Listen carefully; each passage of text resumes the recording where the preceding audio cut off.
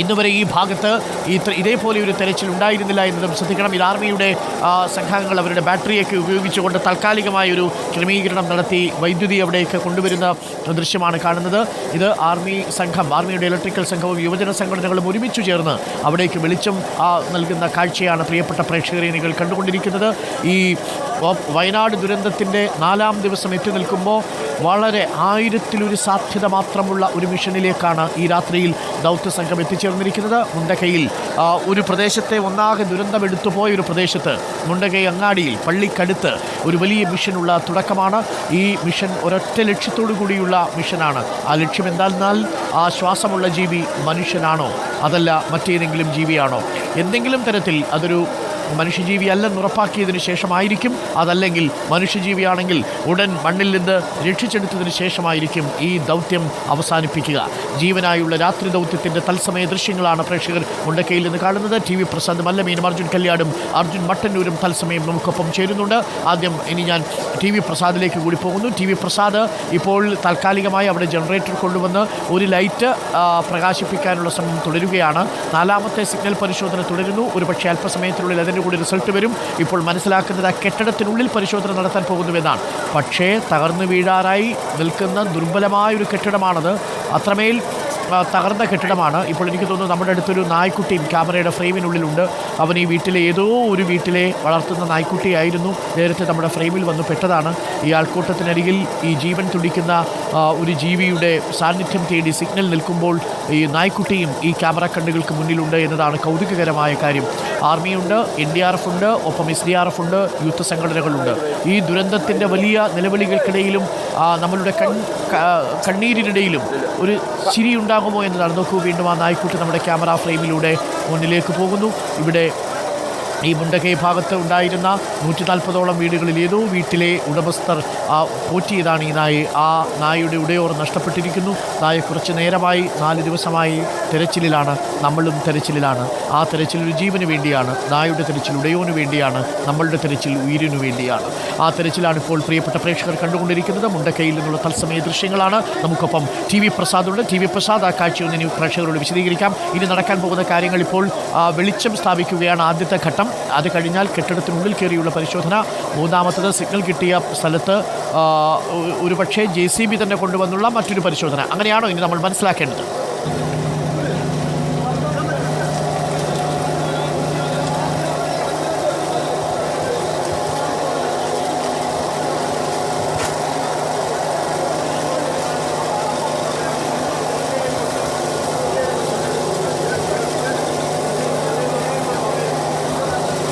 അരുൺ, നേരത്തെ ഉണ്ടായ സാഹചര്യം നോക്കുമ്പോൾ അത് അങ്ങനെ തന്നെയാണ് മനസ്സിലാക്കേണ്ടത്. അതായത് ആ JCB ഇല്ലാതെ എങ്ങനെ പരിശോധന നടത്തും എന്നൊരു ചോദ്യമുണ്ട്. എന്തായാലും ആ പരിശോധന തുടങ്ങാനുള്ള ഒരുക്കങ്ങൾ ഇവിടെ തയ്യാറായി കഴിഞ്ഞു. അരുൺ നേരത്തെ പറഞ്ഞതുപോലെ ജനറേറ്റർ എത്തിച്ചു, വെളിച്ചം വന്നിട്ടുണ്ട്. സന്നദ്ധ പ്രവർത്തകരും ആർമിയും പോലീസും എല്ലാം ഇവിടെയുണ്ട്. മാധ്യമപ്രവർത്തകർ ഉൾപ്പെടെയുള്ളവരെ വടംകെട്ടി മാറ്റി നിർത്തിയിട്ടുണ്ട്. വളരെ കുറച്ച് ആളുകളെ മാത്രമാണ് അവിടേക്ക് കടത്തിവിട്ടത്. അതുകൊണ്ട് തന്നെ ഇവിടേക്ക് കൂടുതൽ ആളുകൾക്ക് പ്രവേശനമില്ല.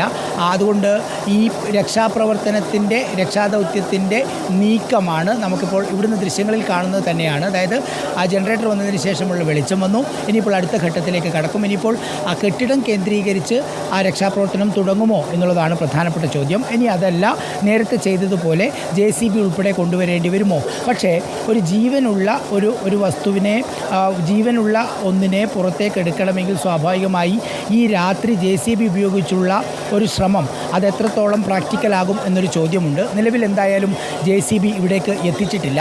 അരുൺ, നമ്മളിത് പറയുമ്പോൾ തന്നെ പറയേണ്ടത്, നേരത്തെ ഒരു അരമണിക്കൂർ പകൽ നഷ്ടപ്പെടുത്തി എന്ന പ്രധാനപ്പെട്ട ഒരു കാര്യമുണ്ട്. നേരത്തെ പകൽ സമയത്താണ് സ്ട്രോങ് സിഗ്നൽ ലഭിക്കുകയും പിന്നീട് പരിശോധന തുടരേണ്ടതില്ല എന്ന തീരുമാനം. തൊട്ടടുത്തുള്ള ആ കടയുടെ ഷട്ടർ നീക്കുകയാണ് സന്നദ്ധ പ്രവർത്തകരെല്ലാവരും ചേർന്ന്. അങ്ങനെയെങ്കിൽ പരിശോധന കടയിലേക്ക് വ്യാപിപ്പിക്കുന്നു. ആ ഷട്ടർ മനുഷ്യാധ്വാനത്തിൽ തിരിച്ച് കയറ്റുകയാണ്. ഷട്ടർ തുറക്കാനുള്ള ഒരു ശ്രമം തന്നെയാണ് സന്നദ്ധ പ്രവർത്തകരുടെ ഭാഗത്തുനിന്ന് ഉള്ളത്.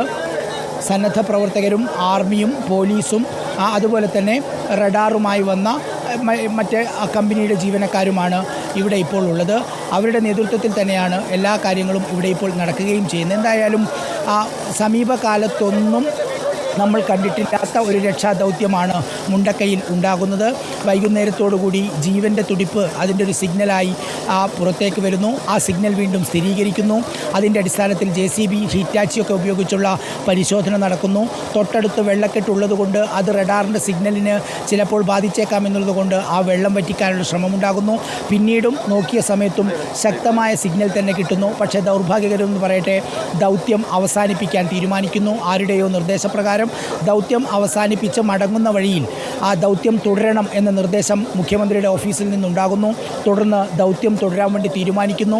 എല്ലാ സംവിധാനങ്ങളും അരമണിക്കൂറിനകം സജ്ജമാക്കുന്നു. തിരിച്ചുപോയ ആർമി സംഘം തിരിച്ചുപോയവർ മടങ്ങി വരുന്നു. അതുപോലെ പോലീസും സന്നദ്ധ പ്രവർത്തകരും എല്ലാവരും തിരിച്ചു പോയിരുന്നു. അവരും മടങ്ങി വന്നു. ഇപ്പോൾ ജനറേറ്റർ എത്തി, സംവിധാനങ്ങളെത്തി, പരിശോധന തെരച്ചിൽ തുടരാൻ വേണ്ടി പോകുന്നു. അരുൺ, എല്ലാവർക്കുമുള്ള ഒരു കൗതുകം ഇതെങ്ങനെയായിരിക്കും എന്നുള്ളത് തന്നെയാണ്. കാരണം നേരത്തെ അരുൺ വിശദീകരിച്ചതുപോലെ ജീവൻ്റെ ഒരു തുടിപ്പാണ്. അതെന്താണെന്ന് അറിയില്ല. ജീവജാലങ്ങളാവാം, മനുഷ്യനാവാം, എന്തുമാകാം. പക്ഷേ അതെന്താണ് എന്ന് സ്ഥിരീകരിക്കുന്നതിന് മുമ്പ് ഈ ദൗത്യം അവസാനിപ്പിക്കാൻ കഴിയില്ല സ്വാഭാവികമായി. അതുകൊണ്ട് തന്നെ അത് സ്ഥിരീകരിക്കുന്നതുവരെ മുമ്പോട്ട് പോകാൻ തന്നെയാണ് തീരുമാനം. ഇപ്പോൾ സന്നദ്ധ പ്രവർത്തകർ ഈ കെട്ടിടത്തിൻ്റെ മുകളിലേക്ക് കയറുന്നുണ്ട്. സന്നദ്ധ പ്രവർത്തകർ TV പ്രസാദ്, അത്യന്തം അപകടം പിടിച്ചൊരു പണിയാണ് നമ്മുടെ യുവജന സംഘടനയിൽപ്പെട്ട സുഹൃത്തുക്കൾ ചെയ്യുന്നത്. കാരണം അത് ആർമിയുടെ പിന്തുണയോടുകൂടിയാണെങ്കിൽ പോലും ആ കെട്ടിടത്തിൻ്റെ മുകളിലേക്ക് കയറുക. ദുർബലമായ കെട്ടിടമാണ്, പൊളിഞ്ഞിരിക്കുന്ന കെട്ടിടമാണ്. ഏത് നിമിഷം വേണമെങ്കിലും നിലം പൊത്താം എന്നുള്ളൊരു പ്രശ്നം കൂടിയുണ്ട്. അതിസാഹസികമായ രക്ഷാപ്രവർത്തനത്തിലാണ്, അത്യപൂർവമായ ഒരു രക്ഷാദൗത്യത്തിലാണ് നമ്മളിപ്പോൾ സാക്ഷ്യം വഹിച്ചുകൊണ്ടിരിക്കുന്നത്. ഇതൊരു യുവജന സംഘടനയിൽപ്പെട്ട DYFI സംഘടനയിൽപ്പെട്ട ചെറുപ്പക്കാരനാണ്. മറ്റ് സംഘടനകളിൽപ്പെട്ടവരും അവിടെയുണ്ട് എന്നാണ് ഞാൻ മനസ്സിലാക്കുന്നത്. യൂത്ത് കോൺഗ്രസിൻ്റെയും SDP-യുടെയും സേവാഭാരതിയുടെയും ഒക്കെ പ്രതിനിധികൾ അവിടെ ഉണ്ടെന്ന് തോന്നുന്നു. നിലവിൽ യുവജന സംഘടനകളുടെ പ്രതിനിധികൾ ഈ രക്ഷാദൗത്യത്തിനോടൊപ്പം മുകളിലത്തെ നിലയിൽ കയറി പരിശോധിച്ചതിന് ശേഷം താഴേക്ക് ഇറങ്ങുകയാണ്. ഇപ്പോൾ പ്രേക്ഷകർക്ക് കാണാം. തത്സമയ ദൃശ്യങ്ങളാണ് റിപ്പോർട്ടറിൻ്റെ 4 ക്യാമറ കണ്ണുകളിലൂടെ പ്രേക്ഷകർ കണ്ടുകൊണ്ടിരിക്കുന്നത്.